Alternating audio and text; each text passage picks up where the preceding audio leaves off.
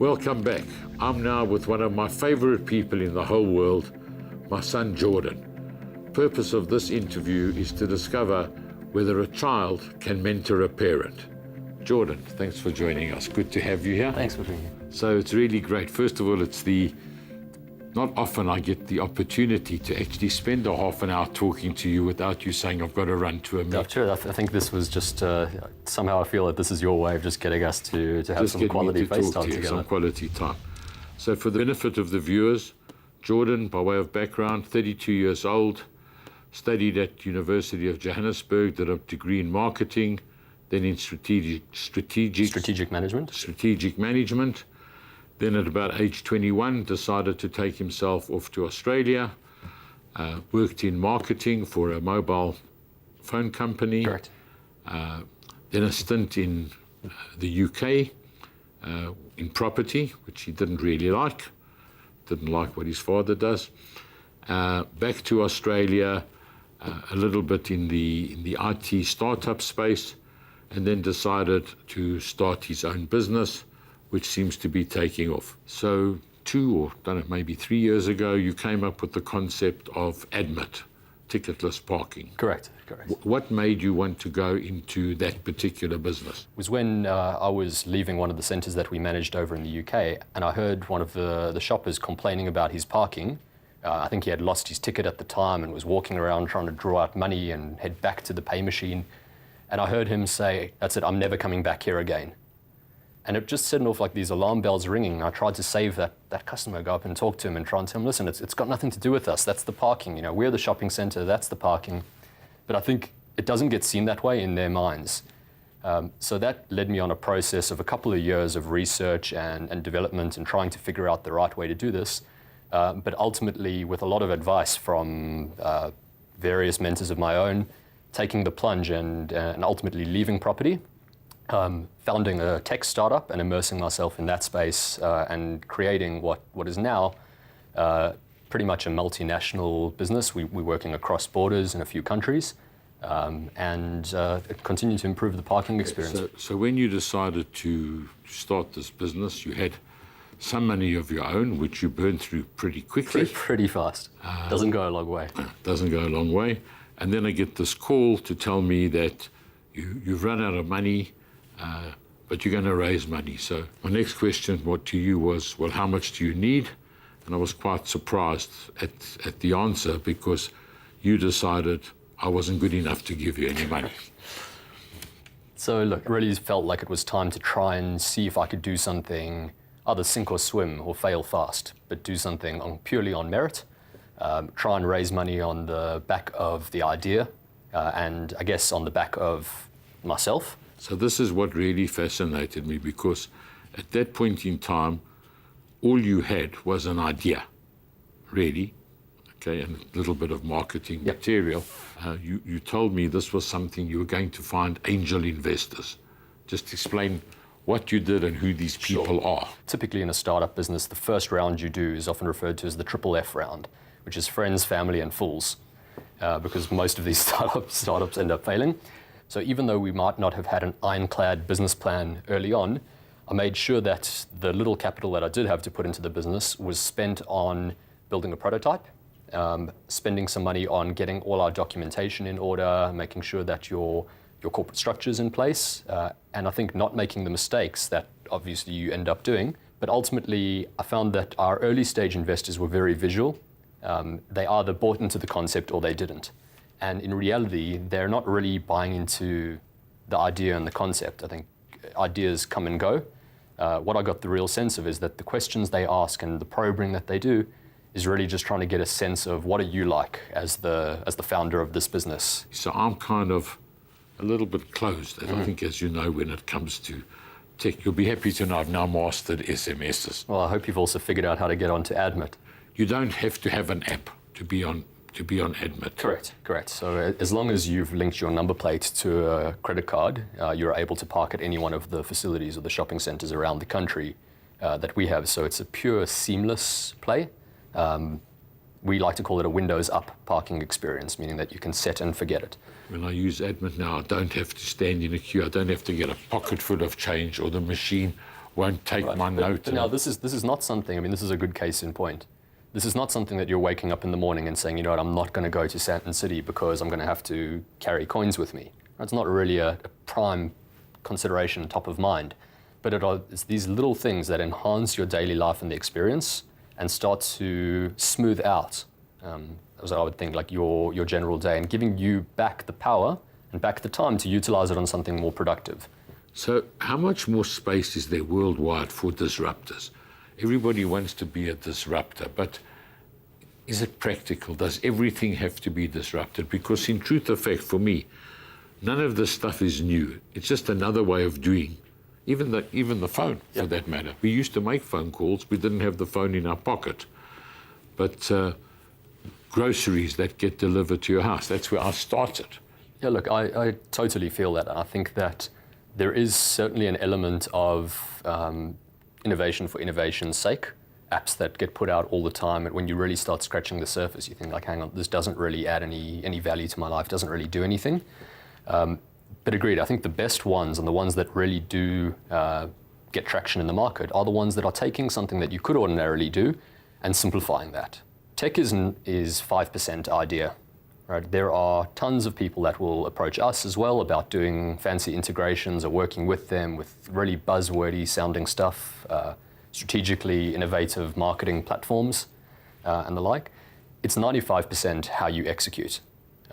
We'll find ideas flash across the desk all the time, and I think that that's the part that startup founders and early stage businesses need to try and get across to their investors is, are they the right person to take what sounds like an idea that guaranteed, and I'd put money on it, that the idea that you start off with is not the idea that you end up with in a couple of years' time once you've gone through a few rounds. But that's what everybody wants to do. I think everybody wants to be Steve Jobs or Bill Gates or somebody. So everybody thinks of these apps or things, and it's their idea. But practically, how many people are going to use it? Because, I mean, yes, you get the success stories, the Ubers and these kind of things, but so many of these things fail simply because, from a user point of view, either it's been done or it's not that. Maybe for your generation it's different, but for my generation, I don't really need an app to tell me which restaurant I should go and eat in tonight. Sure. Look, I think where a lot of businesses underestimate is quite how difficult it is. I mean, building the product is quite easy. You can take an idea off to India or to Eastern Europe. Someone will build it for you. The tech stack and building it is not the difficult part. It's unbelievably challenging communicating your idea with the open market, getting customers to buy into a new concept without any level of trust. So when we started off, we were really asking for people's credit card information and your number plate. And there's a trust hurdle to overcome. We managed to do that by some strategic partnerships with Discovery and Standard Bank and aligning ourselves with hero brands early on. And that kind of got us over that hurdle. But still, to this day, it's a challenge to continue to get growth in your customer numbers. Don't go away. We'll be back with Jordan after the break.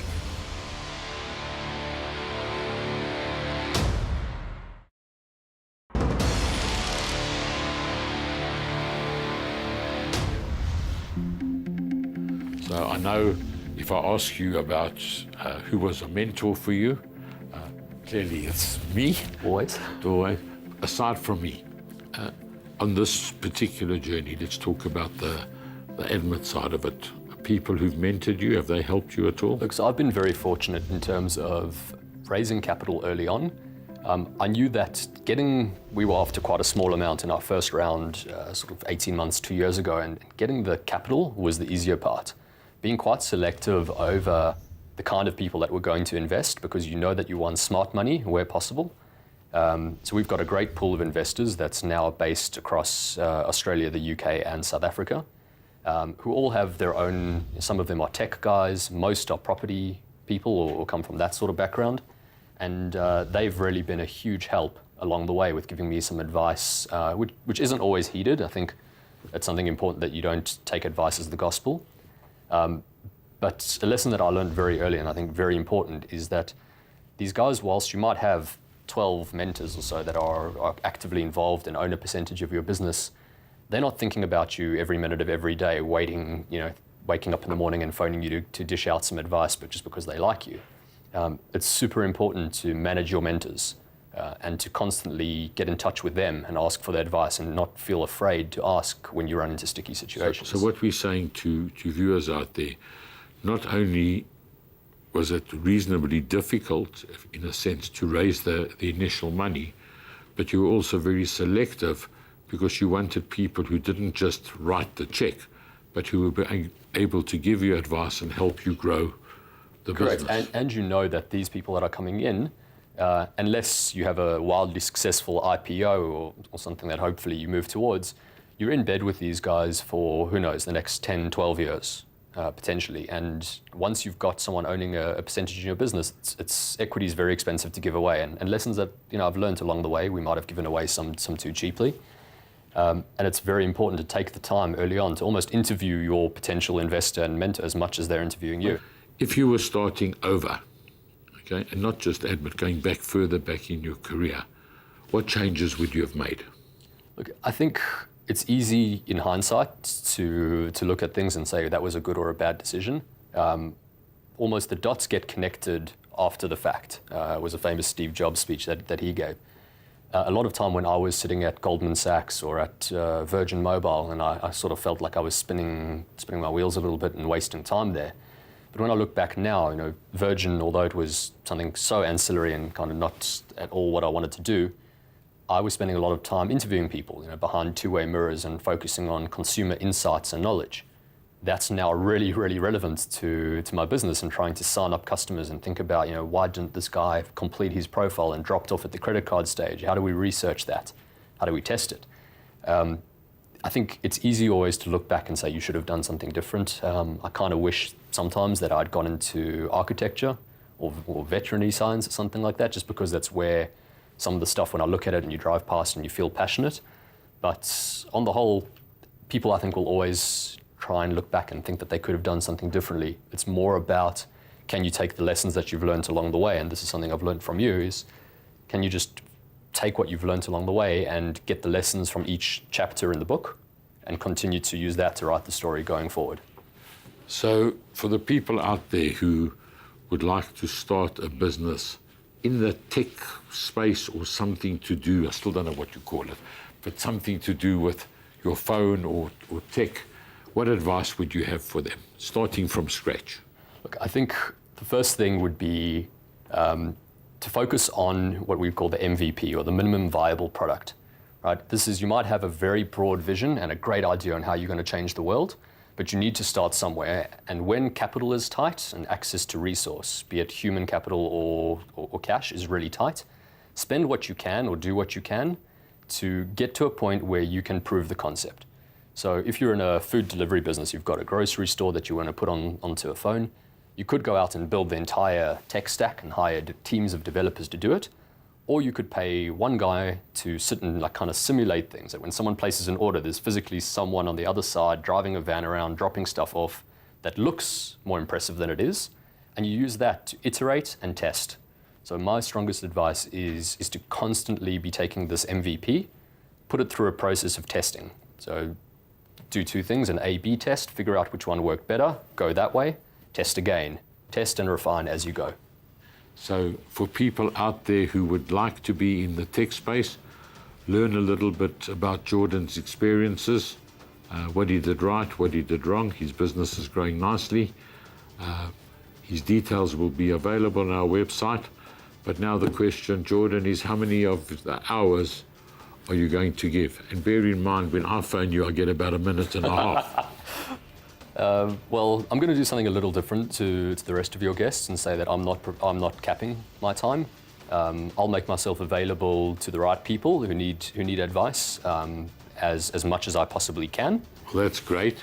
We're still going to put you down for a minimum of 30 or 40 hours because that's how the website works. Done. And then, have you got somebody that you can challenge? Sure.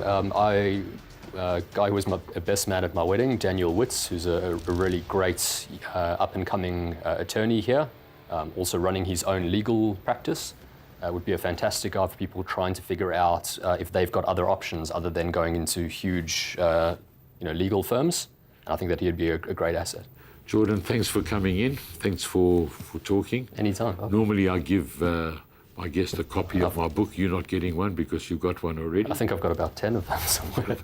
That was great, Jordan. Thank you. Thanks for coming in. If you would like to be mentored by Jordan or any of our other guests, please visit our website and register as a mentee. There are literally hundreds of hours available. One of our mentors could change your life. See you next week.